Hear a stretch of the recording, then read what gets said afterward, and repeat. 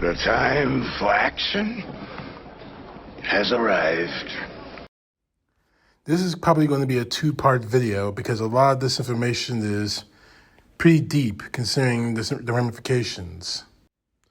I want these people charged with violation of Amendment 14, Section 3 of the United States Constitution.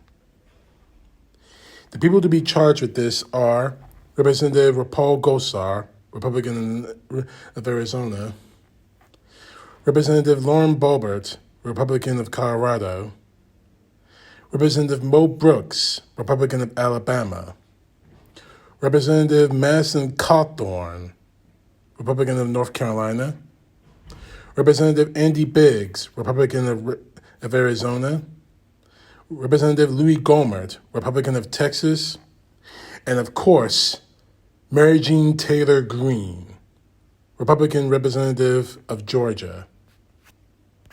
I want them all charged under the 14th Amendment, Section 3.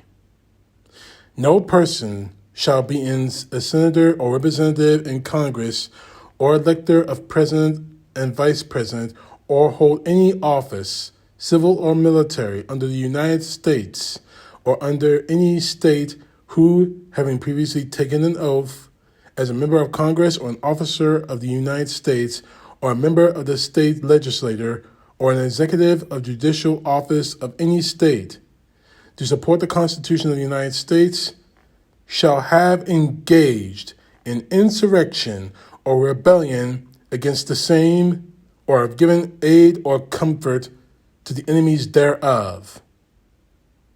Let me repeat that last sentence real quick. Shall have engaged in insurrection or rebellion against the same, or given aid or comfort to the enemies thereof. And of course, the penalty for that is that the Congress may be a vote of 2/3 of each house to remove such disability. Now, this all stems from a Rolling Stone article, and it's an exclusive, saying that the January 6 protesters, their organizers, I should say they participated in dozens of planning meetings with members of Congress and White House staff. Two sources are communicating with White House investigators and detailed a stunning series of allegations to Rolling Stone, including a promise of a blanket pardon from the Oval Office. Obviously, the Oval Office at that time of January 6th still being Donald Trump. Now, I'm going to read sections of this article, and frankly, it's going to be chilling to you as it is to me, considering the time we're living in now. As the House investigation into the January 6th attack heats up, some of the planners of the pro-Trump rally that took place in Washington, D.C. have begun communicating with congressional investigators and sharing new information about what happened when the former president's supporters stormed the U.S. Capitol on January 6th. Two of these people have spoken to Rolling Stone extensively in recent weeks and detailed explosive allegations that multiple members of Congress were immediately involved in the planning of both Trump's efforts to overturn his election loss and the January 6 events that turned violent. Just think about what I just said in that first paragraph. That members of Congress and staffers inside the White House planned what happened on January 6th. Now, of course, Rolling Stone says that a third person confirmed the involvement in the main January 6th D.C. riot that communicated to the committee. This is the first report that the committee is actually hearing about new allegations from potential cooperating witnesses, while there have been prior incidents that members of Congress were involved. This also is the first account in dealing with their proposed role and its scope. The two sources also claim that they interacted with members of Trump's team, including former White House Chief of Staff Mark Meadows, who they described as having an opportunity to prevent the violence. So they could have stopped what happened on January 6th before January 6th actually went down, and they did not do it. Now, of course, the two sources are not named, of course, because of anonymity. Frankly, anyone who wants to talk about Donald Trump at this point needs to stay anonymous, considering the circumstances. But two of the sources said that due to the ongoing investigation, described participating in dozens of planning briefings ahead of the day when Donald Trump supporters broke into the Capitol as his election loss, the President Joe Biden was being certified. This is one of the people saying this. I remember Mary Jean Taylor Greene specifically.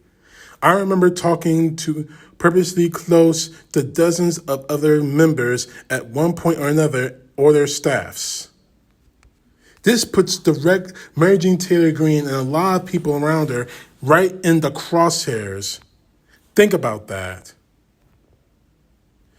Now, for the sake of clarity, still reading from the article, for the sake of clarity, we will refer to one of the sources as a rally organizer and the other as the planner. Stone confirmed that both sources were involved in the organizing of the main event aimed at objecting the electoral certification which took place at the White House ellipse on January 6. Trump spoke at that rally and encouraged his supporters to march at the Capitol. Some members of the audience at the ellipse began walking the mile and a half to the Capitol as Trump gave his speech. The barricades were stormed minutes before the former president concluded his remarks. So unfortunately, as much as the Donald Trumpers out there want to believe, Donald Trump was directly responsible for what happened on January 6th. Still quoting from the article, the two sources also helped plan a series of demonstrations that took place in multiple states around the country in the weeks between the election and the storming of the Capitol. Let me read that again. The two sources also helped plan a series of demonstrations that took place in multiple states around the country in the weeks between the election and the storming of the Capitol.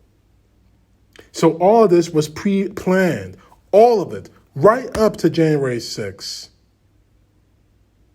According to these two sources, multiple people associated with the March for Trump and Stop the Steal events that took place during this period communicated with members of Congress throughout the process, which means they were involved. All of them were involved.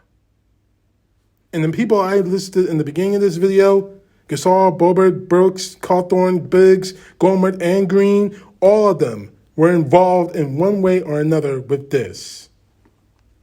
Now, one of the organizers said, and I quote, "We would talk to Boebert's team, Cawthorn's team, and Gosser's team like back to back to back to back."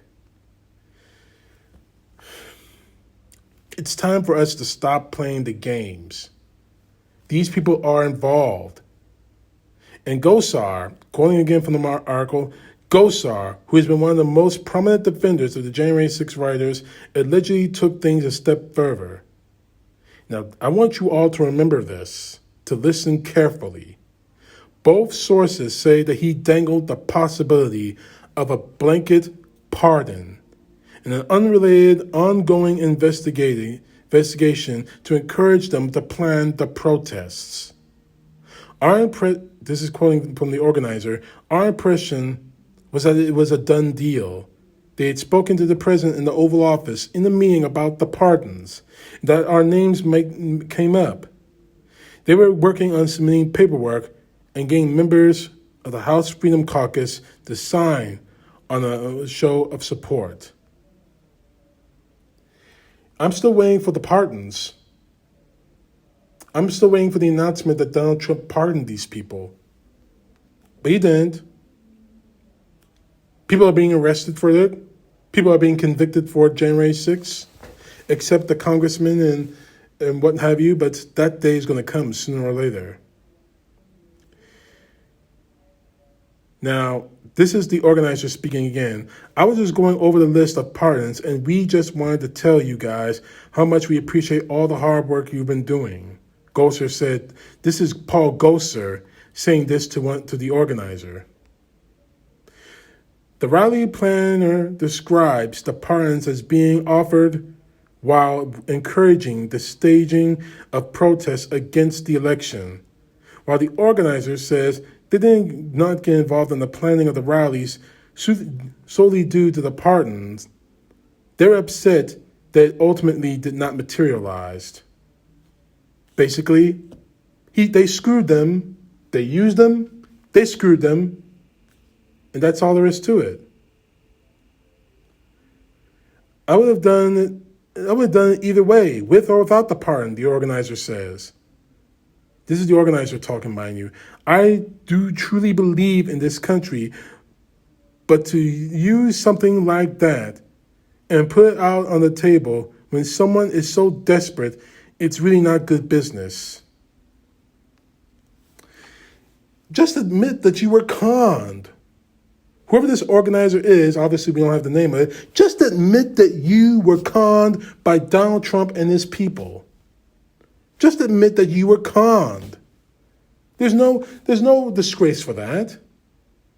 Just admit you were conned, and now you're going to pay the price. You really think that that this burst of conscience is going to save you? You're going to jail for this. Do you understand that? Now I'm going to end this first part of the video just saying the simple facts. The congressmen I mentioned, not to mention there's a whole list of people who are involved in this, need to be removed from Congress immediately. The fact is this: the longer this goes on, the longer these people are not punished for it, the worse it's going to get for this country. CTP, know the truth. God bless. Be ready for part 2 of this, because we're only just getting started with the details. Peace to the left, justice to the right.